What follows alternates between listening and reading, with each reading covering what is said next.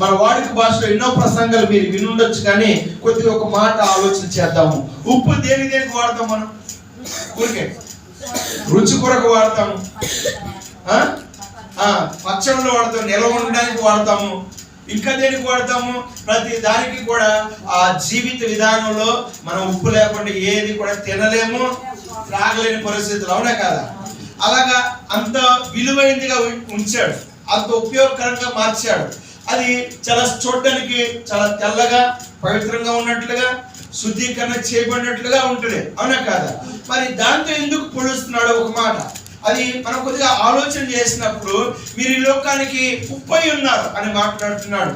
నేను ఒక మాట చెప్తున్నామా, ఒకసారి చూడండి, నేను చెప్తాను, చెప్పే ముందు వెళ్తాను. ఆదికాండం 19వ అధ్యాయంలో నేను 26వ వచనం ఒక మాట చూసి అక్కడికి వెళ్ళిపోదాం. మీకు తెలిసిన ఆమె ఒక ఆమెను పరిచయం చేస్తాను. ఆదికాండము 19:26. అయితే లోతు భార్య అతని వెనుక నుండి తిరిగి చూసి, చాలు ఇక్కడేమో మీరు లోకానికి ఉప్పై ఉన్నారని మాట్లాడుతున్నాడు. మీరు మనం చూసుకుంటేనేమో ఉప్పు చాలా రుచికరంగా చేస్తుంది, రుచి లేని దానికి రుచిని తీసుకొచ్చింది, నిల్వ ఉంచడానికి ఉపయోగపడింది, ఎన్నో కారణాలు చూపిస్తున్నాం. యేసుక్రీస్తు ప్రభు వారు కూడా మీరు ఈ లోకానికి ఉప్పై ఉన్నారంటున్నాడు. మరి పొడుస్తూ కానీ గతించిన కాలం చూస్తే లోతు భార్యని జ్ఞాపకం చేసుకుంటే ఆమె వెనక్కి తిరిగి చూసి, లోతు భార్య వెనక్కి తిరిగి చూసి ఉప్పు స్తంభంగా మారిపోయిందంట. కారణం అదేంటి? ఒక ప్రాంతాన్ని రక్షించాలనుకున్నప్పుడు దేవుడు ఏం చేశాడంటే, ఆ లోతు కుటుంబము సొదొమ గొమొర్రా అనే 2 పట్టణాల్లో నివాసం చేస్తున్నప్పుడు ఆ పట్టణాన్ని నాశనం చేయడానికి ముందు ఆయన పరిశీలించినప్పుడు అబ్రహాము ప్రార్థన విని ఒక కుటుంబము దేవుడు కాపాడాలని నిర్ణయించుకున్నాడు. ఆ కుటుంబమే లోతు కుటుంబం. అయితే ఆ కుటుంబం కాపాడినప్పుడు వాళ్ళంట, ఇదిగో ఈ లోకంలో వాళ్ళు ఉన్న చోట ఎంతో సంపాదించారంట, ఎంతో కలిగిన వారుగా ఉన్నారు, నీతిమంతుడిగా లోతు కనబడుతున్నాడు. అంత మాత్రమే అబ్రహాము ప్రార్థన కూడా ఆలకించాడు. దేవుడు ఆలకించి ఆ ప్రాంతంలో ఉన్న 2 పట్టణాల్లో ఉన్న ఒక కుటుంబాన్ని రక్షించడానికి దేవుడు ఏం చెప్పాడంటే, దేవదూతలు పంపి మీరు త్వరగా గవిని దాటి బయటకు వెళ్ళిపోండి, మీరు దాటితేనే కానీ నేను ఏమీ చేయలేను, మీరు ప్రదేశాన్ని విడిచి వెళితేనే కానీ నేను అగ్నిగంధకముల చేత నా ఉగ్ర తీర్పును ఈ పాత్రను ఇక్కడ కుమ్మరించలేను అని చెప్పి వారిని బయటకు పంపేస్తుంటే వాళ్ళు ఇంకా తడవ చేస్తున్నారంట, అంటే ఆలస్యం చేస్తున్నారంట. వాళ్ళు ఇంకా చక్కబెట్టుకునే ప్రయత్నాలు చేస్తారు. ఏమేమి తీసుకెళ్ళాలో చూస్తున్నారు, మరి నాకు అర్థం కావట్లా. ఏం పట్టుకెళ్తే బాగుంటుందనే ప్రయత్నం చేస్తున్నారు, అర్థం కావట్లా. దేవుడు అన్నాడు, అరే బ్రతికి బట్ట కడితే చాలరా బాబు, మరి కొద్ది క్షణాల్లో ఇది అగ్నిగంధకాల చేత 2 పట్టణాలు తగలడిపోతే నాశనం అయిపోతుంది అని. చూడండి ఎన్ని అవకాశాలు ఇచ్చాడో, ఎంత సమయం ఇచ్చాడో, కానీ ఇంకా ఆలస్యం చేస్తుంటే దేవుడు వీరిని విడిచిపెట్టడానికి ఇష్టపడాలి. చూడండి, ఒక్క నీతిమంతుడు నశించిపోవడం దేవుడి చిత్తం కాదు.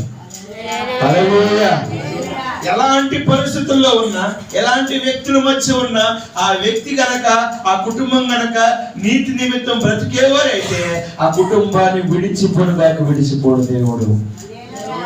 ఈ మధ్యాహ్నం వల్ల ఇదిగో లోతు కుటుంబాన్ని జ్ఞాపకం చేసుకున్నాడు. వారు ఆలస్యం చేస్తుంటే దేవదూతలు చేయి పట్టుకుని బయటికి లాగేసి అంట, మీరు త్వరగా పదండి, ఈ ప్రదేశం మీరు త్వరగా ముందుకు సాగండి అని చెప్పేసి చేయబట్టుకుని వెళ్తూ ఉన్నప్పుడు దేవుడు ఒక మాట చెప్పాడు, మీరు వెళ్తూ ఉండగా వెనుదిరిగి చూడొద్దు. అమ్మ నా మాటలు ఆలకించాలి, ఇటువైపు చూడాలి, నా మాటలు ఆలకించండి. దేవుడికి స్తోత్రం కలుగును.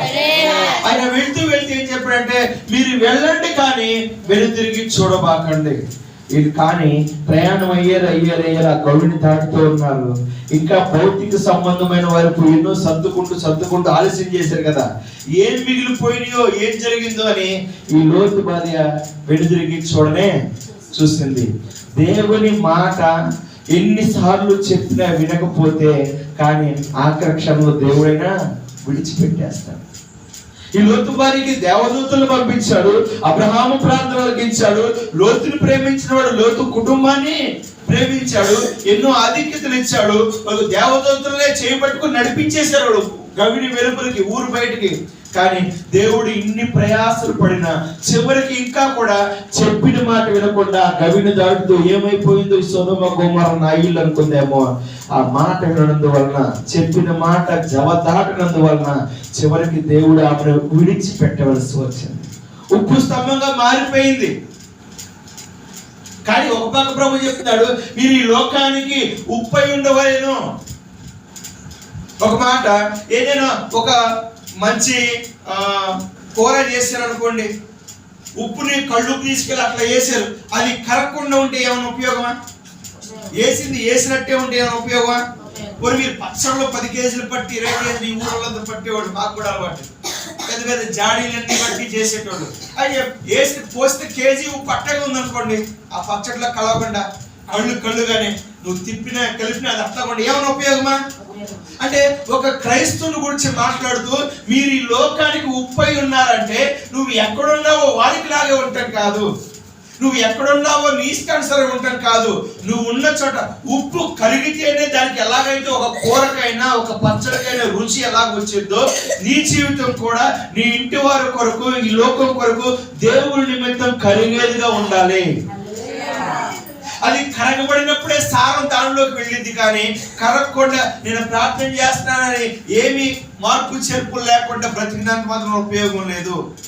నేను గుడికి వెళ్తాను, నేను బల్ల తీసుకుంటాను అని చెప్పడం వల్ల ఏ మాత్రము ప్రయోజనం లేదు. నువ్వు మార్పు చెందిన వ్యక్తివిగా, నువ్వు మారిన వ్యక్తివిగా ఎప్పుడైతే ఉంటావో అప్పుడు నీ వలన సారము నీ ఉన్న ఇంటి చోటుకి, నువ్వు ఉన్న చోట ఉద్యోగానికి, నువ్వు చేస్తున్న వ్యాపారం చోటు కూడా నిన్ను బట్టి దేవుడు ఆ పరిస్థితిని జ్ఞాపకం చేసుకునే భాగ్యం ఇస్తాడు.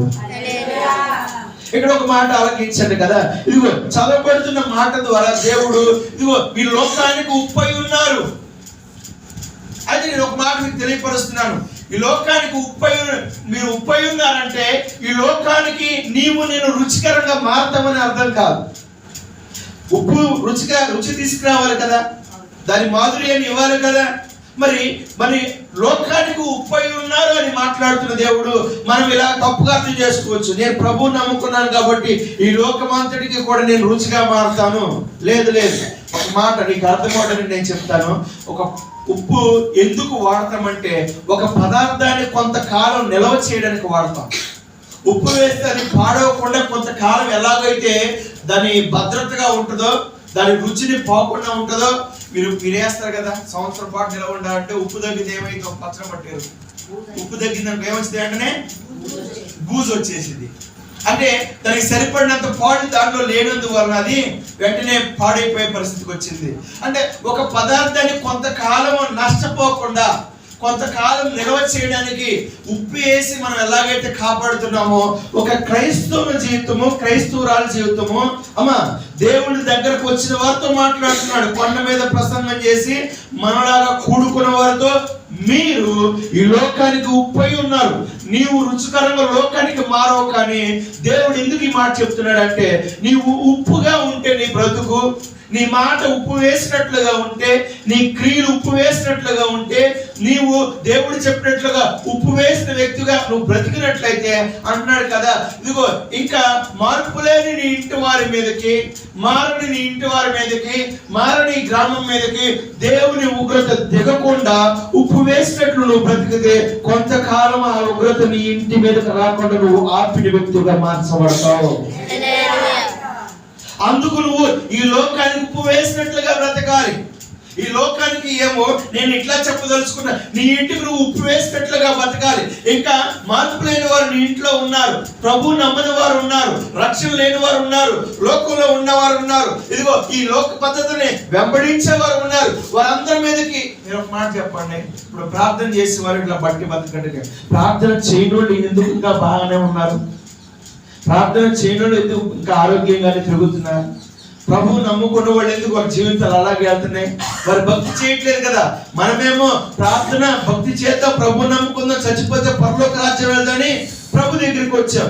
ఇంకా వారందరూ ఎందుకున్నారంటే ప్రభు నమ్ముకున్నారు, ఎంతో కొంత ఉప్పు వేసినట్లుగా బతకడం వలన ఆ శోధన, ఆ శ్రమ వారి ఇంటి మీద తిరగకుండా కొద్ది కాలం వారిని కాపాడుతూ వస్తుంది.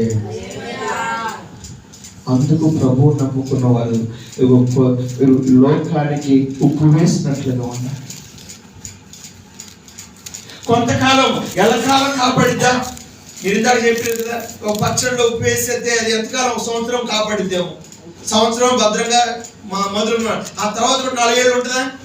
కూడా ఒక టైం అయిపోతుంది. టైం అయిపోయిన తర్వాత అది పని చేయదు. అలాగనే మనము కూడా కొంతకాలము మన ఇంటి రక్షణ లేని వారి కొరకు రక్షణ పొందుకునేటట్లుగా, మార్పు లేని వారు మార్పు పొందుకునేట్లుగా మనము కూడా మన కుటుంబాలు ఉప్పు వేసిన వాటిగా ఉన్నట్లయితే ఆ సమయం ఏదైతే పొడిగించాడో, సమయం ఏదైతే నీ కుటుంబానికి ఇచ్చాడో, ఆ కొంతకాలంలో ఆ నష్టం నీ కుటుంబం మీదకి రాకుండా ఏదైతే ఆపుతుందో, నువ్వు ఉప్పు వేసినట్లు నువ్వు బ్రతుకున్న వల్ల ఆ శ్రమ ఏదైతే ఆ వ్యక్తి మీదకి ఆ ఇంటి మీదకి రాకుండా ఉంటుందో, ఆ లోపే ఆ వ్యక్తులు మార్చబడవలసిన వారుగా ఉన్నారు. ఎందుకంటే ఉప్పు వేసిన వ్యక్తి నువ్వు ఆ ఇంటిలో కరిగిపోతా ఉంటే, ఆ ఉప్పు ఆ కుటుంబంలో కరుగుతూ ఉంటే, ఆ కరిగిన నీవు, ఆ కరిగిన మన జీవిత స్థితి వారిని కూడా మరి దేవుని దగ్గరికి మార్చేదిగా, నడిపించేదిగా ప్రభు చేయబోతున్నాడు. అందుకన్నాడు కదా, దేవుని దగ్గరకు వచ్చిన వారిని ఇదిగో మీరు ఈ లోకానికి ఉప్పు. ఈ మాట ఎందుకు పెట్టుకుంది అంటే, ఒక మాట దగ్గర పెట్టుకుంది, మీరు అనే మాట దగ్గర పెట్టుకుంది. వాళ్ళు ఎవరు? మీరు అంటే మనమే. దేవుని దగ్గరికి 3 రోజులు ప్రసంగం విన్న వారితో దేవుడు మాట్లాడుతున్నాడు. 3 రోజులు దేవుని మాటలు విన్న ప్రజలతో మాట్లాడుతున్నారు. వారిని గొప్ప గొప్ప దీవెన ఆశీర్వాదాలు చెప్పేవాళ్ళ. ఇదిగో ఎవరు ధన్యులు అంటే, హింసింపబడేవారు ధన్యులు, ఆకలి దప్పులిగిన వారు ధన్యులు, ఇదిగో కనికరం కలిగిన వారు ధన్యులు. ఎన్ని గొప్ప గొప్ప మాటలు చెప్తున్నాడు. మనుషులు అనుకున్నట్లుగా కాదు, కానీ ఈ శ్రమలు పడే వారందరూ కూడా వారు ఉప్పు వలె ఉంటారు. అలా కాకుండా ప్రార్థన చేస్తున్నామన్నట్లయితే వీళ్ళు ఈ ధన్యతలు లేకుండానే వారు భక్తి చేస్తున్నట్లుగా అర్థము. దేవుడు చెప్పిన ఈ ధన్యతలో వారు ఎవరు కూడా నిలబడరు, కానీ ప్రార్థన చేస్తున్న వరకు మిగిలిపోతారు అన్నమాట. సారం లేని బ్రతుకులైపోతాయి, సారం లేని జీవితాలుగా మిగిలిపోతే.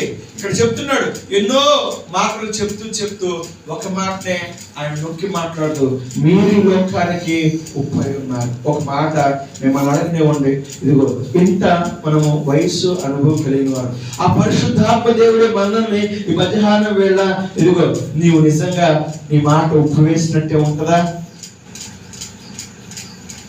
నీ పనులు ఉప్పు వేసినట్లుగా ఉంటాయా? నీ క్రియలు ఉప్పు వేసినట్లుగా ఉంటాయా అని మనం అడిగితే మనం ఏం బదులు చెప్తాము? ఏమైనా బదులు చెప్పడానికి అవకాశం సంపాదించుకున్నామా? కానీ ప్రభు అన్నాడు కదా, ఆయన దగ్గరకు వచ్చిన నాటి నుండి చెప్తున్నాడు ఈ మాట. ప్రభు నమ్ముకున్న నాటి నుండి చెప్తున్నాడు, బాప్తీసం తీసుకున్న నాటి నుండి చెప్తున్నాడు, బలలో చెత్తలు వేస్తున్నాడు, నెల నుండి చెప్తున్నాడు, నీవు ఈ లోకానికి ఉప్పై ఉన్నావు. మరి నీ గురించి చెప్పినప్పుడు నువ్వు దానిలో నిలబడలేకపోతే,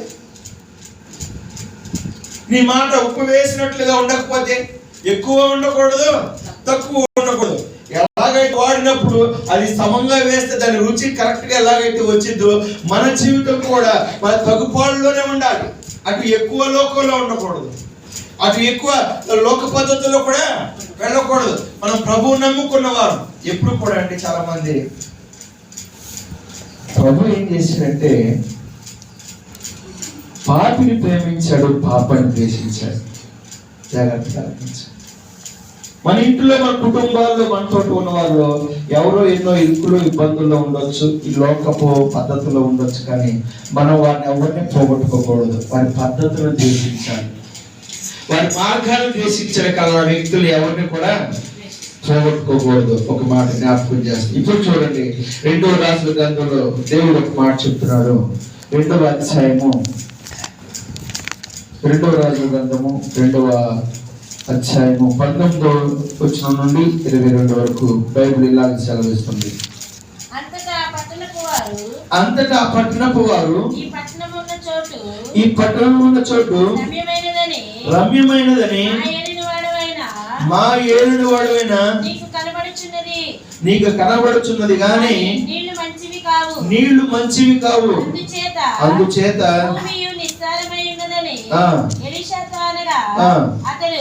అతడు కొత్త పాత్రలో ఉప్పు వేసి నా యొద్దకు తీసుకొని రండని వారితో చెప్పిన. వారు దాన్ని తీసుకుని రాగా అందులో ఉప్పు వేసి యెహోవా సెలవిచ్చినదేమనగా ఈ నీటిని నేను బాగు చేసి ఉన్నాను కనుక ఇక దీని వలన మరణము కలుగకపోవును, భూమియు నిస్సారముగా ఉండదు అనెను. దేవునికి స్తోత్రం కలుగును గాక. హల్లెలూయా. ఇక్కడ ఒక సందర్భం చెప్తున్నాం కదా. ఇదిగో ఎలీషా అనే దైవజనుడు ఆ యెరికో పట్టణాన్ని సమీపించినప్పుడు ఆ ప్రజలందరూ మాట్లాడుతున్నారు కదా, ఇదిగో ఈ ప్రాంతం చూడడానికి రమ్యమైనదిగా ఉంది, చూడడానికి చాలా బాగుంది, నివాసానికి యోగ్యంగా ఉంది, కానీ నీళ్లు మంచివి కావు, భూమి కూడా సారమైపోయినట్టుగా కనబడుతుంది, పనికిరాంది, నిస్సారంగా ఉంది, ఉపయోగం లేదుగా ఉంది. కానీ ప్రాంతము ప్రదేశం చూస్తే చాలా బాగుంది, తాగడానికి నీళ్లు పనిచేయదు. మీరు చెప్పండి, ఒక మనిషి నీరు లేకుండా ఎంతకాలం బ్రతుకుతాడు? బ్రతకడా? అన్నం లేకపోయినా బ్రతుకుతాడు, కానీ నీళ్ళు లేకుండా బ్రతకలేడు. ఓకే, ఒక మాటని మన జీవితానికి పోల్చుకొని చూస్తే ఆ పట్టణం వారందరూ కూడా ఉన్న చోటు రమ్యమైనదని మా ఏళ్ళకి కనబడుచున్నది, కానీ నీళ్లు మంచివి కావు. అప్పుడు సేవకుడు మాట్లాడుతున్నాడు, ఒక కొత్త పాత్రలో ఉప్పు వేసుకొని తీసుకొని రండి అని. ఆయన ఏం చేశాడంటే, ఇక్కడ చూడండి, అతడు ఆ నీటి ఓట ఎద్దకు పోయి అందులో ఉప్పు వేసి యెహోవా సెలవిచ్చినదేమనగా ఈ నీటిని నేను బాగు చేసినాను కనుక దీని వలన మరణము కలగకపోవును. దేవునికి స్తోత్రం కలుగును.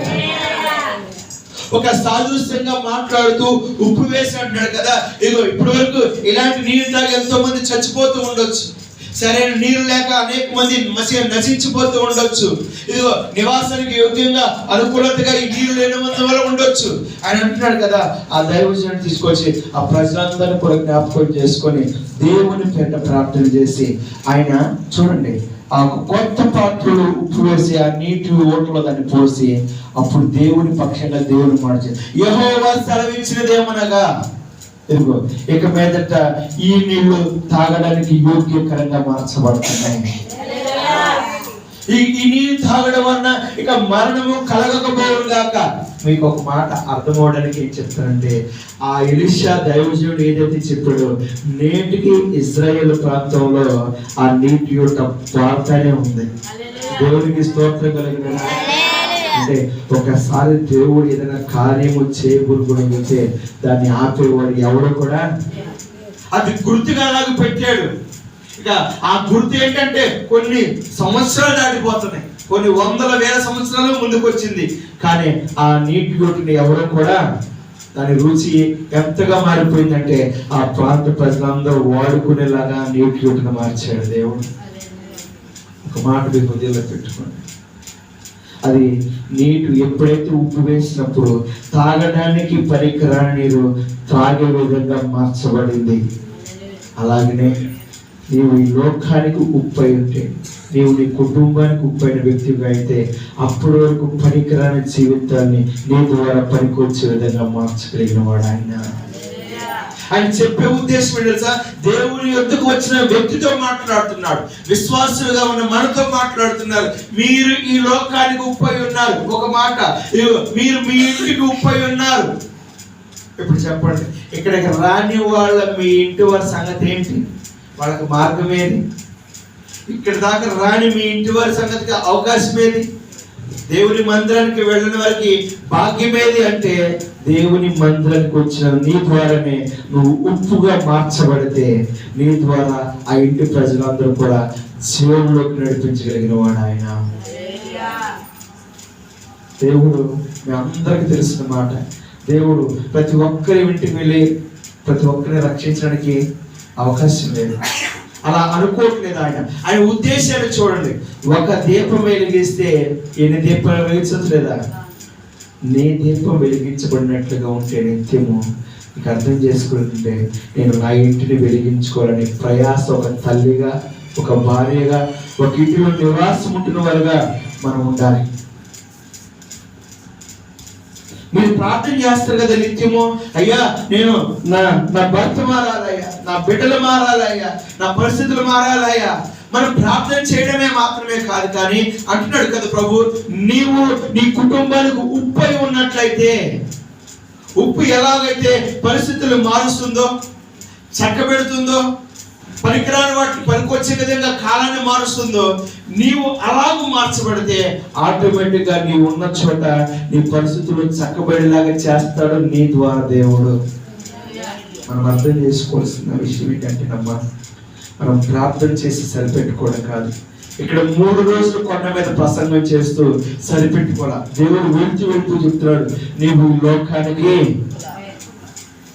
అలాగ మారమంటున్నాడు దేవుడు. సరే, లోకం కొద్దిగా పక్కన పెడతాం. నీ ఇంటి కొరకు నువ్వు మారాల్సిందే, నీ భర్త కొరకు నువ్వు మారాల్సిందే, నీ పిల్లల కొరకు నువ్వు ఉప్పు వేసినట్లుగా మారాల్సిందే, తగు మాత్రమే నీ జీవితం నడవాల్సిందే. ఇగో మార్పు లేని వారిలో ఇగో ఈ ఉప్పు కరగడం వల్ల ఎలాగ మార్పు వస్తుందో, నీ జీవితం నీ ఇంటిలో మారి కనబడడం వలన, నీ మాట నీ ఇంటిలో ఉప్పు వేసినట్లుగా ఉండడం వలన, నీ క్రియలు నీ ఇంటి వారు ఉప్పు వేసినట్లుగా చూడడం వలన, వారు ఆటోమేటిక్ గా నిన్ను బట్టి నీ వెనకాతలే దేవుని దగ్గరికి రావడానికి అవకాశం కలుగు చేస్తాడు. ఇది మనం అర్థం చేసుకో. చాలా మంది ప్రయాసపడుతున్న జీవితాల్లో మారమని చెప్తా ఉంటారు. అయ్యా నా మాట వినరా, అలా చేయకూడదయ్యా, ఇగో ఇలాగ మాట ఇచ్చావు తప్పకూడదయ్యా అని ఎంతవరకు ఆ చెవులు జోరేలాగా చెప్పేవారుగా ఉంటారు. అవునా కదా? నా మాట ఎంత చెప్పినా చాలా మంది ఒక సేవకుడిగా మేము వెళ్ళినప్పుడు ఏం చెప్తాడంటే, వాటికి వెళ్ళినా అయ్యగారు చూడండి అయ్యగారు, నేను ఎంత చెప్పినా గుడికి రావట్లేదు నాకు చెప్తారు. నీ మాట ఏంటో ఎప్పుడో వీళ్ళు నువ్వు పిలితో వచ్చేవాడు, నా మాట ఎవరంటాడు? అవునా కదా? అమ్మగారికి వెళ్తే అమ్మగారికి చెబుతాడు, మళ్ళీ ఎప్పుడు చెప్తారు లేదు ఎల్లంగానే చెబుతారు, అయ్యగారు నా మాట ఇంట్లో మీరు చెప్పండి, అమ్మగారు మీ మాట మీరు రోజు వసపోసినట్టుగా చెప్తా ఉంటారు. నీ మాట వింటారు, ఎప్పుడో ఒకటి నా మాట లేదు. ప్రభు చెప్తున్నా, వాళ్ళు మారాలి అంటే నీవు నీ ఇంటికి ఉప్పు వేసినట్లుగా ఉన్నట్లయితే అది ఆసారం ఆ ఇంట్లో ఫలించి రుచికరంగా ఇంటి అంతటిని కూడా మార్చివేసింది. అందుకే ఒక మాట, ప్రభు కనుక ఇన్ని సంవత్సరాలు ఇంత అనుభవం ఉంది కదా, నిజంగానే నీ మాట ఉప్పు వేసినట్లుగా ఉందా అని అడిగితే మనం బదులు చెప్పలేకపోతున్నాం. నువ్వు ఆలోచించి, ఈ మాటను బట్టి గడిచిన వారం నుండి మరి వారం వరకు ఎన్నిసార్లు ఎవరిని బాధ పెట్టావు? మనం మాట్లాడే మాటను బట్టి ఎంతమందిని గాయపరిచాం? ఎంతమంది నిన్ను గాయపరిచే మాటలు మాట్లాడారు? ప్రభువు నమ్ముకున్న వారే, ప్రార్థనకి వెళ్ళేవారే. కారణం వారు ఉప్పు వేసినట్లుగా వాళ్ళ మాటలు లేనందువలన అక్కడ సమస్య వచ్చి పడుతుంది. ఉప్పు వేసినట్లుగా వారి క్రియలు లేనందువలన తగు పాలలోనే కొన్నిటికి కొంతమంది అనవసరమైన దాంట్లోకి వెళ్ళి దూరిపోతూ ఉంటారు. అవసరం లేదు ఆ సంగతి. మా దగ్గర ఒక ఉంది, ఎవరు చెప్పండి? గన్నవరం మందిలో ఎవరున్నారు? ఒక సహోదరు ఉంది, అమ్మ పద్మ. లేదు కాబట్టి పేరు చెప్తా, లేకపోతే పేరు చెప్తే అయ్యగారు నన్నే అంటాడు నా పేరు పెట్టుకుంటాను. లేదు, ఆమె కాని విషయాలు ఎక్కువగా మాట్లాడుతూ ఉంటాయి. ఎవరో మాట్లాడుకుంటే మధ్యలో ఆమె మాట్లాడుతూ ఉంటుంది. ఆమె అవసరం లేని విషయాలు తలదూర్చుకున్న తర్వాత ఏదన్నా అన్నారు అనుకో, నేనేమన్నా నీకు అవసరం లేదు, నిన్ను ఎవరు పిలిచారు, నిన్ను ఎవరు మాట్లాడమన్నారు? కానీ ఆ మాట సరిగా లేనందువలన ఒక సమస్యను కొని తెచ్చుకుంటుంది. అవంటారు కదా, చిన్నపిల్లోళ్ళు నన్ను హేళన చేయడమే, పెద్దోళ్ళు నన్ను హేళన చేయడమే. నీ ఉండాల్సిన చోట నీ పాత్రను పోషిస్తే, నీవు ఉండవలసిన రాజుగా నువ్వు మాట్లాడితే, నీ మాట తగు మాత్రంగా ఉంటే నీ మీదకి ఏది రాదుగా, ఏ మాట రాదు కదా. వారి మాటను బట్టి నువ్వు గాయపడవు కదా. ఒక మాట, నేను పద్మ అని చెప్తున్నాను. మనము కూడా ఆయా పరిస్థితుల్లో నువ్వు గాయపరచబడుతున్నావు అంటే నువ్వు ఎలాగ మాట్లాడున్నావు, నీ పనులు ఎలాగున్నాయో, లేదా నీ పనులు బట్టి ఎదుటి వారు ఎలాగ బాధపడుతున్నారు, గాయపరచబడుతున్నారు, ఒకసారి అర్థం చేసుకోవాలి, ఆలోచించుకోవాలి. మనము ఎక్కడో దూరంగా ఉన్నవి కానీ దేవుని దగ్గరకు వచ్చిన మనము ప్రభు చెప్పినట్లుగా ఉన్నామో లేదని చూసుకోవాలి. ప్రభు కోరుకున్నట్లుగా ఉండాలి. అది చిన్నవారమైనా పెద్దవారమైనా ఈ మార్గంలో వెళ్తున్నప్పుడు మీరు దేవుడి సంబంధులు ఉప్పు వేసినట్లుగానే ఉండాలి. ఎన్నో మాటలు ఉన్నాయి, వారికి ధన్య జీవితంలో నడిపించడానికి ప్రభు సెలవిస్తూ చెప్తున్న మాట. ఈ మాటలు చదువుతూ హృదయానికి కష్టంగానే ఉన్నాయి, కానీ ఈ మాటలు వింటున్నప్పుడు నేను ఆలోచిస్తే నిజంగానే దేవుని దగ్గరకు వచ్చిన వారికి దేవుడు ఇలాగ చెప్తున్నాడు. మనం ఏదో మారాలి అనుకుంటాం, కానీ దేవుడు చెప్పినట్లుగా మారలేకపోతాం. అన్నీ మారిపోతాయి. మన ఇల్లు మారిపోతాయి, మన వాకిలు మారిపోతాయి, మన వస్త్రధారణ మారిపోతాయి, మనం కావలసిన వస్తువు మారిపోతాయి, అవసరాలు మారిపోతాయి, తీరిపోతాయి, అన్నీ జరిగిపోతాయి. కానీ దేవుడు కోరుకున్న పద్ధతిలోకి మారలేకపోతాం. ఇది భయంకరమైన విషయం. ప్రభు నమ్ముకున్న నాటి నుండి నీకు నాకు చెప్తున్నాడు, ఇదిగో ఆ తర్వాత చెప్పు, నువ్వు లోకానికి వెలుగై ఉన్నావు. సరే, ఆ తర్వాత పెడదు, అది వేరే మాట. ప్రస్తుతానికి ఒక మాటను తీసుకున్నట్లయితే, ఇదిగో మీరు ఈ లోకానికి ఉప్పు అయి ఉన్నారు.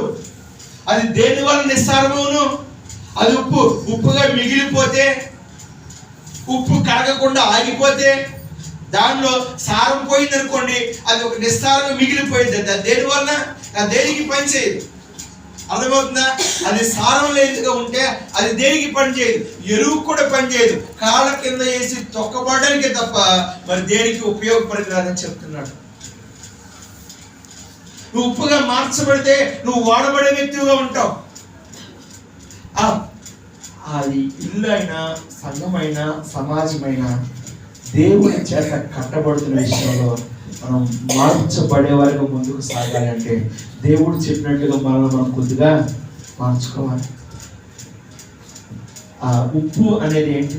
ఉప్పు ఒక మాట, మన ఉప్పు వేసినట్టు వాడిన మాట.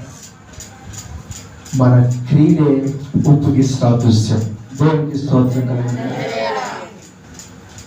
మన క్రియలు తగుపాడులోనే ఉండాలి, తగు మాత్రంలోనే ఉండాలి.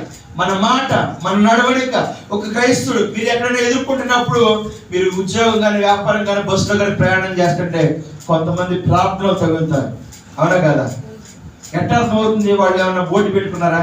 నేను మందిరానికి వెళ్తా, నేను బాప్తీసం తీసుకుంటా, నేను రక్షణ పొందుకున్నా, లేదు కదా? మరి ఎలాగా? వారి క్రియలు మీకు కనబడుతున్నాయి, వారి మాట తీరు మీకు కనబడుతుంది. వారి వేషధారణ ఏమో కానీ వారిని మీరు చూసినప్పుడు, వారిని గమనించినప్పుడు మీరు ప్రభువు నమ్ముకున్నారని చెప్తున్నారంటే వారి క్రియలు వారికి కనబడేలాగా చేస్తున్నాయి. అలాగే మనం ప్రభువు నమ్ముకున్న తరుణంలో మన క్రియలు ఉప్పు వేసినట్లుగా మనల్ని మన ఇంటి వారు చూడగలగాలి. ఇతరులను చూసినప్పుడు వీళ్ళు ప్రార్థనకి వెళ్తారా, వీళ్ళు చర్చికి వెళ్తారా అని ఎలాగైతే చెప్తున్నావో, నువ్వు ఎన్ని చర్చలకు వచ్చినా నీ గురించి ఎవరైనా చెప్పగలిగారా? అరే మా అమ్మ ప్రార్థనకి వెళ్ళేదిరా, ఇలాగ మాట్లాడితే మా అమ్మ ఊరుకోదు. అరే మా ఆవిడ ప్రార్థనకి వెళ్ళింది, మా ఆవిడ ఎలాగ మాట్లాడదు, మా ఆవిడ ఇలాంటి పొరపాటు చేయదు. నా భార్య ప్రార్థనకి వెళ్ళింది, ఇలాంటి తొందరపాటు తొట్టిలపాటు నా భార్య జీవితంలో ఉండదు. ప్రార్థనకి వెళ్ళే నీ గురించి, నా గురించి ఎవరైనా ఒక మాట చెప్పగలిగారా? కారణం ఏంటంటే ఉప్పు వేసినట్లు నీ క్రియలు లేనందువలన, ఉప్పు వేసినట్లుగా నీ మాట లేనందువలన, అదిగో అటు జీవితం నువ్వు నీ ఇంటిలో కనబరచకపోవడం వలన, నువ్వు ఎన్నిసార్లు నీ నోటి మాట ఇచ్చినా, నీ నోటితో ఎన్నిసార్లు చెప్పినా ఏదో మారాలి, ఎవరో మారాలి నువ్వు అనుకోవడం వలన ఉపయోగం లేదు. కానీ ఆ ప్రభు అంటాడు కదా, నీవే నీవు ఉన్న చోట నువ్వు ఉప్పు వేసినట్లుగా నీ బ్రతుకున్నట్లయితే, ఉప్పు వేసినట్లుగా నీ మాట ఉన్నట్లయితే, నీ క్రియలు ఉన్నట్లయితే అవి ఖచ్చితంగా ఉపయోగకరంగా నీ ఇంటి వారికి మార్చబడతాయి. నీ ద్వారానే మార్చబడతారు వాళ్ళు. ఎవరో వచ్చి నీ ఇంటికి రక్షణ ఇవ్వలేరు, ఎవరో వచ్చి నీ ఇంటికి మేలు చేయలేరు. ఎవరి చేత నువ్వు రక్షించబడ్డావో, ఏ దేవుడి చేత నువ్వు రక్షణలోకి వచ్చావో ఆ దేవుడు నీ ద్వారా నీ ఇంటికి రావడానికి ఇష్టపడుతున్నాడు. అందుకే అన్నాడు కదా, నువ్వు వెళ్తున్నావు కదా, తిరిగి ఇంటికి వెళ్ళిపోతున్నావు కదా, ప్రార్థనకు వచ్చి నువ్వు నీ ఇంటిలో ఉప్పు వేసినట్లుగా ఉండు, నువ్వు నీ ఇంటిలో ఉప్పు వేసినట్లుగా మాట్లాడు, నీ క్రియలు ఉప్పు వేసినట్లుగా ఉంచు. ఇదిగో ఏ దేవుడు సెలవిచ్చాడు, ఎవరి చేత నువ్వు రక్షించబడ్డావు ఆ దేవుడు నీ ద్వారా నీ ఇంటికి వచ్చి నీ పరిస్థితులన్నింటినీ చక్కబెడతాడు ఆయన. హల్లెలూయా. అటుగా చక్కబెట్టాలంటే ప్రభు కోరుకున్నట్లుగా మనం మారవలసిన వారుగా ఉన్నాం, మనం మార్చబడవలసిన ఉన్నాం. అమ్మా, ఎప్పుడు ఉప్పు రుచిగా మార్చబడుతుందంటే అది కరిగినప్పుడే మార్చబడుతుంది. ప్రార్థన చేసే వ్యక్తి కంకర్రాయిలాగా ఎలాగ వచ్చేగో అలాగ ఉంటారంటే కుదరదు. లోకస్తులు ఉన్నట్లనే ప్రభు నమ్ముకున్నవారు ఉంటాను అంటే కుదరదు. వాళ్ళు మాట్లాడినట్టుగా నేను కూడా మాట్లాడతానంటే దానికి తగిన మార్పు మనం చేసుకోవాల్సిందే. కష్టం అవ్వచ్చు, కొద్దిగా ఇబ్బంది అవ్వచ్చు, అందుకే ప్రభు అంటున్నాడు, ఒకప్పుడు నువ్వు మాట్లాడితే నీకు ఎదురే లేదు ఈ రోడ్లో, ఒకప్పుడు నువ్వు మాట్లాడితే నీకు ఎదురు మాట్లాడేవాడే లేకపోవచ్చు, కానీ ఎవరు ఇప్పుడు ప్రతి వాళ్ళు ఎదురు చెప్పేవాడు, ప్రతి వాళ్ళు బాధ పెట్టేవాళ్ళే. అందుకు ప్రభు అంటున్నారు కదా, ఇప్పుడు నీతి నిమిత్తం ఆకలి తప్పులు లేని వారు ధన్యులు, పరలోక రాజ్యం వారిది. నీతి నిమిత్తం హింసింపబడేవారు ధన్యులు, పరలోక రాజ్యం వారిది. ప్రభు కొరకు ఎంతమంది అయితే భరిస్తున్నారో, ప్రభువుని బట్టి ఎంతమంది అయితే తగ్గించుకుంటున్నారు, ప్రభుని బట్టి ఎంతమంది అయితే వారు తమను తాము విడిచిపెట్టుకుంటున్నారో అటు వారికి దేవుడు ధన్యత ధన్యత ధన్యత అని భాగ్యం ఇచ్చి పరలోకం వైపు వారు నడిపిస్తా ఉన్నాడు ఆయన. ఈ లోకంలో శ్రమ శోధన ఎవరికంటే ప్రభువు నమ్ముకున్న వారికి ఎక్కువ.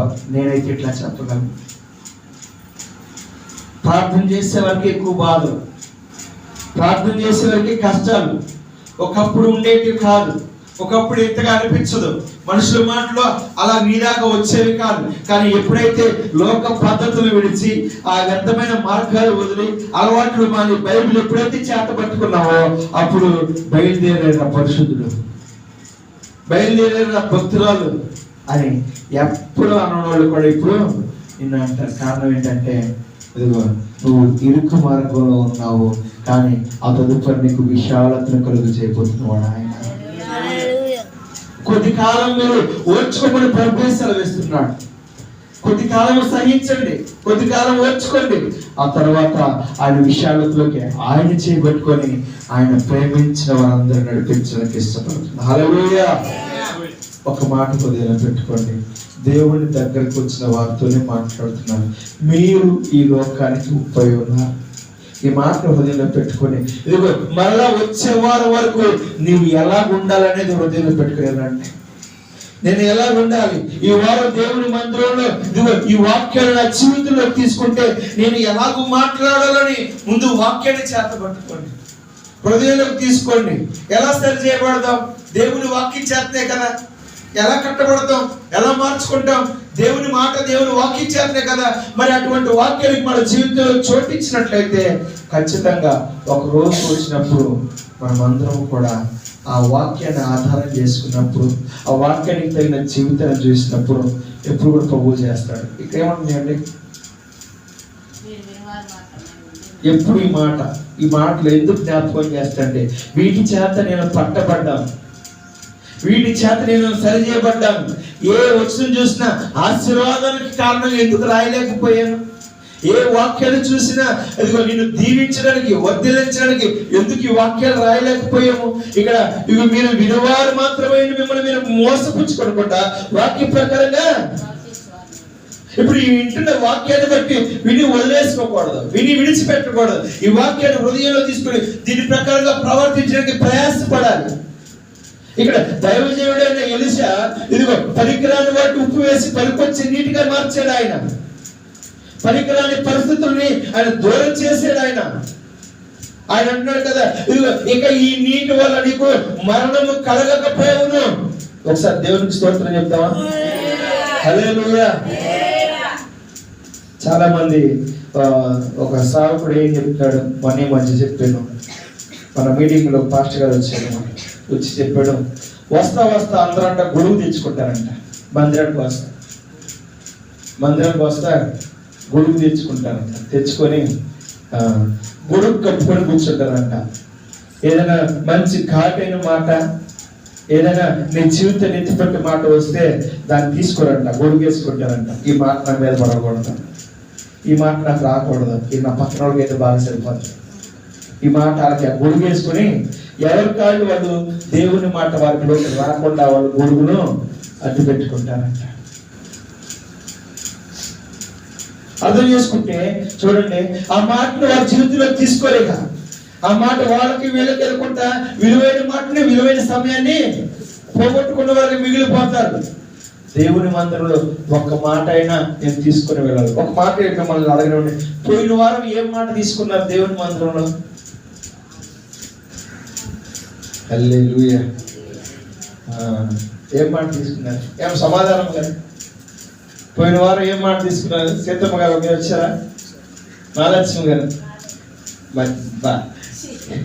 ఇట్లాంటి సమయం ఎంత ఉపయోగకరంగా వాళ్ళకి సమాధానం, అయ్యా నేను రాలేదే, వచ్చుంటే చెప్పేవాళ్ళ. ఆలోచించండి, ఎవరు ఎలాంటి పరిస్థితుల్లో ఉన్నా దేవుడు మీద ఆశ ఆలోచన కలిగి వచ్చినప్పుడు ఒక్క మాట హృదయంలో పెట్టి ఆయన సమాధానంగా ఆయన ప్రదేశాన్ని పంపిస్తాడు. అటు సమాధానం కలిగి ఉండడానికి దేవుని మాట తీసుకొని వెళ్ళాలని ఆశ ఉండాలి. కొన్నిసార్లు కఠినంగా ఉండొచ్చు, నీ బలహీనతను బట్టి ఉండొచ్చు, నీ అనారోగ్య పరిస్థితులను బట్టి సమయాన్ని పోగొట్టుకుంటూ ఉండొచ్చు. ఒక్క మాట నేను తీసుకొని వెళ్ళాలయ్యా, ఒక్క మాట నాకు మేలుకరంగా మార్చయ్యా. ఈ మాట నీ గురించి చెప్తున్నాడు. కొన్ని సంవత్సరాల మందిరకు వచ్చిన మీరు ఒక మాట, నిన్ను ఏమన్నాడు, నీవు ఈ ఇంటికి ఈ లోకానికి మనం మారమంటున్నాడా? అదే మాట ప్రభుడితే మన సమాధానాలు ఉప్పు వేసినట్లుగా మారావంటే, నీ మాట ఉప్పు వేసినట్లుగా ఉంటుందంటే, నీ క్రియలు అలాగుని అంటే ఒక సాక్ష్యం ఎవరైనా చెప్తున్నారా మన గురించి? కారణం మనం దేవునికి ఎంత దూరంగా ఉన్నామో అర్థం చేసుకోండి. వాక్యానికి దగ్గరగా ఉన్నాం, మందిరానికి దగ్గరగా ఉన్నాం, కానీ దేవుని మనసుకి మనం ఎంత దూరంగా ఉన్నామో, దేవుని మాటకు మనం ఎంత దూరంగా ఉన్నామో, ఆయన మార్పు చెందమన్న విషయాలకు మనం ఎంత దూరంగా ఉన్నామో ఒక చిన్న ఆలోచన. దేవుడి యొద్దకు వచ్చిన వారి గురించే మాట్లాడుతున్నాడు. రాని నీ ఇంటి వారి గురించి దేవుడు ప్రస్తుతానికి మాట్లాడలేదు. మందిరానికి రాని నీ ఇంటి వారి గురించి దేవుడు ఆలోచన కలిగి లేడు. మందిరానికి వచ్చిన ప్రభువుని నమ్ముకున్న నీ గురించి ఆలోచన కలిగి ఉన్నాడు. మొదట నిన్ను మారాలంటున్నాడు. నీ మార్పు ద్వారా నీ ఇంటి వారిని మార్చడానికి దేవుడే రావడానికి ఇష్టపడుతున్నాడు. అటు మార్పు కలిగి ఉండాలి. నేను ఈ మాట చెప్పి ముగించేస్తాను. మా తల్లి మారింది, కొన్ని సంవత్సరాలు అయింది తెలియదు నాకు, కానీ ఆమె నా ఇంటి వారు మారాలి, నా బిడ్డలు మారాలి, నా భర్త మారాలని కొన్ని సంవత్సరాలు ప్రార్థన చేసింది. నేను ఎరుగుతున్నాను, కానీ ఆ ప్రార్థన ఎక్కడికి దాటిపోలా. ఆమె చేసిన ప్రార్థన బట్టి మా నాన్న, మా ఇంటి తల్లులు కూడా రక్షణ అనుభవం నేడు అనే సమయంలో నిలబడ్డాము. హల్లెలూయా. ఆ తల్లి చేసిన ప్రార్థన ఆమె మారింది. ఆమె లోకానికి ఉప్పు వేసినట్లుగా మారింది, ఆమె కుటుంబానికి ఉప్పు వేసినట్లుగా ఉంది, ఆమె మాట అట్లాగనే ఉంది, ఆమె క్రియలు అలాగనే ఉన్నాయి. కాబట్టి ఆమె ద్వారా, ఆమె మార్పు వలన, ఆమె క్రియల వలన నేను చెప్పగలను, మా అమ్మ ఎలాగో చేయదు, మా అమ్మ ఎలాగో మాట్లాడదు, మా అమ్మ పలానా చోటుకు వెళ్ళదు. నేను వెళ్తానేమో, కానీ నా తల్లి ప్రార్థన పలాను, నా తల్లి పలానా చోటుకు వెళ్ళదు. ఎవరో చెప్పినా సరే నేను చెప్తాను, మా అమ్మ వెళ్ళదు, మా అమ్మ ఎలాంటి పనులు చేయదు, మా అమ్మ అలాంటి మందిలో కూర్చోదు. నేను చెప్తాను, నా తల్లి ప్రార్థన పలాను. నా తల్లి ప్రార్థనను బట్టి ఆమె జీవితం ఉప్పు వేసినట్లుగా మార్చుకుంది, లోకానికి ఉప్పు అయినట్లుగా మారింది నేడు అనే సమయంలో. ఆమె ప్రార్థన బట్టి, ఆమె మార్పుని బట్టి నేను చెప్పగలను, మా ఇంటి తల్లులు నేడు మేము మార్చబడిన వారుగా ఉన్నాం అంటే నా తల్లి ప్రార్థన. హల్లెలూయా. ఒక మాట చెప్తున్నాను, ఇదిగో నా తల్లి ప్రార్థన ఆలకించిన దేవుడు. అమ్మా తల్లులారా, మీ ప్రార్థన ఆలకించడా, మీ మొర ఆలకించడా? మీరు మారితే, మీ క్రియలు ఉప్పు వేసినట్లుగా ఉంటే మీరు అనుభవజ్ఞులు. ఈ మాట చెప్పి మిమ్మల్ని గాయపరుస్తామని కాదు, మీ హృదయాన్ని దుఃఖపరుద్దామని కాదు, మీకు ఏదో కాని మాట మీ చెవిలో పెడదామని కాదు, కానీ ఆయన చెప్తున్నట్టు మాటలో మనం మారితే కనుక మన వెనకాతల మారవలసిన వారు ఆటోమేటిక్గా మారిపోతారు. నేను ఒక మాట, సేవకుడిని, దైవ సేవకుడు ఆలివ్ గ్రీన్ అనే సేవకుడు ఒక మాట అడిగిన, ఒక చెల్లి కుటుంబం పరిస్థితులు బాగాల, చాలా దారుణమైన పరిస్థితులు, భర్త విడిచిపెట్టినట్లుగా, బిడ్డల చదువులు మరి భరించలేక ముందుకు ఎలా సాగాలని ఆ బిడ్డలను తీసుకొని ఆ భర్త, ఆ సహోదరి అట్లాగే విడిగా ఉంటుంది, తన భర్త తన ఊరిలో ఉంటున్నాడు. ఆమె పరిస్థితిని చూసినప్పుడు నాకు ఎలాంటి సహాయం చెప్పాలో లేకపోతే ఎలాంటి మాట చెప్పాలో నాకే అర్థం కాని పరిస్థితిలో నేను ఒక సేవకుని అడిగాను, మీకు చెప్పినట్లుగా. ఆ సేవకుని, అన్న ఇలా ఉందన్న ఈ సహోదరి పరిస్థితి, తన భర్త భయంకరుడన్న, మార్పు లేని వాడు, బిడ్డలను చూసుకోడు, భర్త చూసుకోడు, విడివిడిగా ఉంటున్నారన్న, ఎలాగన్నా ఆ భర్త మారడానికి ప్రార్థన చేయని నేను అడిగాను. ఆయన ఉన్నాడు కదా, మరి ఏం సంగతి ఏంటంటే, ఏం ప్రార్థన చేసిద్దన్న, మందిరానికి వచ్చింది, బరువు తీసుకుంటుందన్న, ఏం బాగా నడుస్తుందన్న, తన భర్త మరీ భయంకరమైన వ్యర్థమైన అలవాట్లు ఆలోచనతో ఉన్నాడన్న. అందుకే బాధతో ఈ మాట చెప్తున్నాను. నేనేం మాట చెప్ప నాకు అర్థం కావట్లేదంటే ఆయన ఒక మాట చెప్పాడు. ఆ మాట అంతా విని ఆలోచించి గ్రహింపగలిగిన వాడుగా మొదట ఏమరా మారాల్సింది, ఏం మారితే ఆటోమేటిక్ 2 నిమిషాలు మారిపోతాడు అని చెప్పి. కానీ కంటికి కనబడడానికి చెల్లి ఎట్లా ఉంది నాకు, ఏం ప్రార్థన వల్ల ఏడుస్తూ ప్రార్థన చేసేది, బలలో చేతులు వేసే వ్యక్తిగా ఉంది, కుటుంబాన్ని కాసాకలేని ఇబ్బందుల్లో ఉంది. నా దృష్టికి ఈమె దేవునిలాగా కనబడుతుంది, ప్రార్థన పరులాగా కనబడుతుంది. కానీ ప్రార్థన చేస్తున్న ఈమెకి ఎంత శ్రమ వచ్చిందంటే భర్త విడిచిపెట్టాడు, దూరంగా ఉన్నాడు, ఎవరో ఆలోచనతో ఉన్నాడు, కానీ ఎవరు పట్టించుకోవట్లేదు. నేను ఇలాంటి మనస్సాక్షిలో ఉన్నాను. కానీ దేవుడు ఆలోచన హృదయాన్ని ఎదిగిన వాడు ఆయన, అంతరంగాన్ని ఎదిగిన వాడు ఆయన.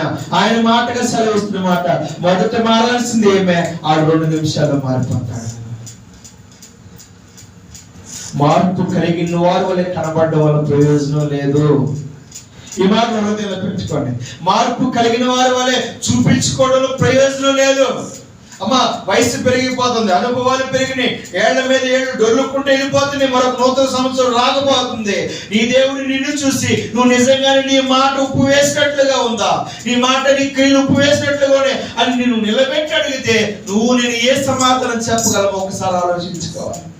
నేను ఒక చెల్లిని నిలబెట్టి ఆ జీవితం చెప్తున్నాను. ఇదిగో ఈమె ప్రార్థన చేసే, కన్నీళ్ళు గార్చి, ఉపవాసం ఉండే, భక్తి చేసే ఈ చెల్లిని గురించి దేవుని సేవకుడు ఆ గ్రహింపుతో చెప్తున్న మాట, అరే వాడు మారలేదు, వాడు మారడురా, మూర్ఖుడు అని మీరు చెప్తున్నారు.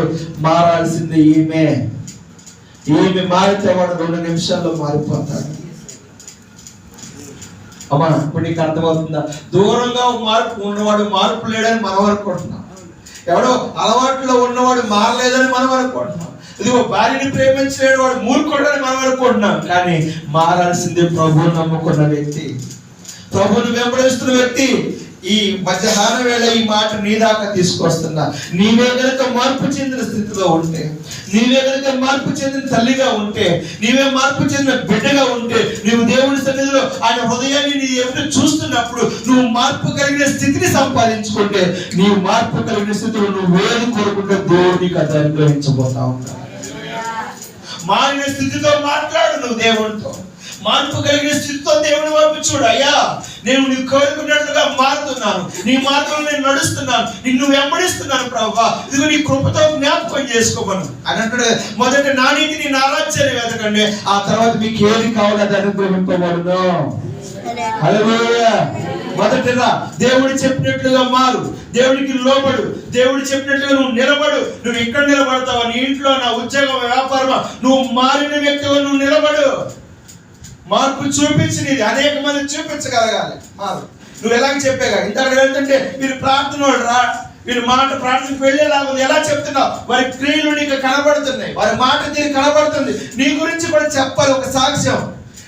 ఈమె ప్రార్థనకు వెళ్ళింది అనుకుంటా, ఈమె ఎక్కువ తక్కువ మాట్లాడలేదురా, ఈమె ప్రార్థనకు వెళ్ళింది అనుకుంటా, కానీ ప్రదేశానికి వెళ్ళదు. ఏమే ఎందరూ చెప్పి నా తల్లి గురించి చెప్పినప్పుడు, నా తల్లి నలుగురు విషయాల్లో ఉండదు, నా తల్లి ప్రత్యేకింపబడింది, నా తల్లి ప్రార్థన మా జీవితాలను మార్చింది, నేడు సమయంలో మీ ముందర నిలవపెట్టింది. మారి ప్రార్థన చేస్తే ఆ ప్రార్థన ఎన్నటికి కూడా వ్యర్థము కాదు. మార్పు కలిగిన వ్యక్తులు దేవుని ఎదుట నువ్వు నిలబడితే అది ఒక రోజు నీకు కానీ నీ కుటుంబానికి ఫలవంతభరితంగా మార్చబడుతుంది. దేవుని దగ్గరకు వచ్చి చెప్తున్నాడు, మీరు నేడు సమయంలో నువ్వు ఉప్పు వేసినట్లుగా ఉన్నావైతే ఖచ్చితంగా అది ఏదో ఒక రోజు నీ ఇంటి వరకు రుచికరంగా మార్చబడతావు. అలాగూ మారాలని ఆఖరి మాట ఒక హృదయంలో పెట్టుకోండి. ప్రభువుని సమీపిస్తున్న వారుగా, ప్రభు దగ్గరకు వచ్చిన వారుగా ఆయన హృదయాన్ని చూసేవాడు. నేనేమో పైరూపాన్ని చూసి మోసపోయా చెల్లి విషయంలో, ఆమె భక్తిని చూసి పైరూపంగా కన్నీరు కారుస్తుంది, దుఃఖంలో ఉందని నేను మోసపోయా. ఇలా ఒకరిని ఒకరు మోసపోవద్దు. మీరు వినేవారు మాత్రం మిమ్మల్ని మీరు మోసపుచ్చుకోకుండా వాక్య ప్రకారంగా మనం ప్రవర్తించాలి, వాక్య ప్రకారంగా మనం నడిచేవారుగా ఉండాలి. అమ్మా, దేవుడు హృదయాన్ని బట్టి చూసి తీర్పు తీరుస్తాడు, నీ అంతరంగంలో ఉన్న మార్పుని బట్టి తీర్పు తీరుస్తాడు. నువ్వు మారింది నాకు తెలియకపోవచ్చు, కానీ నువ్వు ఎవరి చేత రక్షించబడ్డావు ఆ దేవుడు నిన్ను చూసినప్పుడు నీ మార్పు తెలిసిపోద్ది. నువ్వు నిలబడగలుగుతావో, నువ్వు పడిపోయిన స్థితిలో ఉన్నావో. కానీ ఈమె ఒక చెల్లి గురించి చెప్పినప్పుడు ఆమె కంటికి నిలబడినట్లుగా ఉంది, కానీ ఆత్మీయతలో పడిపోయిన వ్యక్తిగా ఉంది. కంటికి మార్పు చెందిన వ్యక్తిగా ఉంది, కానీ నిజంగా ఆమె మారలా. హృదయం మారలా, మనిషి మారిపోయింది, మనసు మారలా, మనిషి పద్ధతులు మారినాయి, మనిషి యొక్క ఆలోచనలు మారలా. మనుషులకు లోపడుతుంది, సేవకులకు లోపడుతుంది, దేవునికి. మధ్యాహ్నం వేళ ఒక కుటుంబాన్ని నిలబెట్టి నీ దాకా నా దాకా ఈ మాట తీసుకొస్తున్నాడు. ఆయన కొండ మీద ప్రసంగం చేస్తూ ఒక మాట ఆయన దగ్గరకు వచ్చిన వారితోనే మాట్లాడుతున్నారు. మీరు లోకానికి నేను ఎలాగున్నానో, నా మాటలు ఎలాగుంటాయో, నా పనులు బట్టి ఎవరు ఏమనుకుంటున్నారో, నేను ఇలా మాట్లాడితే ఎవరైనా ఇలా బాధపడుతున్నారేమో, నేను నా ప్రవర్తన బట్టి ఎవరైనా నొచ్చుకుంటున్నారేమో అని మనల్ని మనం ఒక చిన్న పరిశీలన చేసుకోవాలి. ఎందుకు చెప్పినా తెలుసా? ఎందుకు ఈ మాట హృదయం పెడుతున్నాడు తెలుసా? ఇంకా నీకు నాకు ఆయన అవకాశాన్ని పొడిగించాడు. ఇప్పుడైనా ఒప్పుకుంటే, ఇప్పుడైనా దిద్దుకోవడానికి ఇష్టపడితే, ఇప్పుడైనా నీ ఇంటి వారి మార్పు కొరకు నువ్వే ఒక దారిగా మార్చబడితే నీ ద్వారా ఆయన రావడానికి ఇష్టపడుతున్నాడు. అట్టి కృప దేవుడు మన జీవితంలో దయచేయను గాక.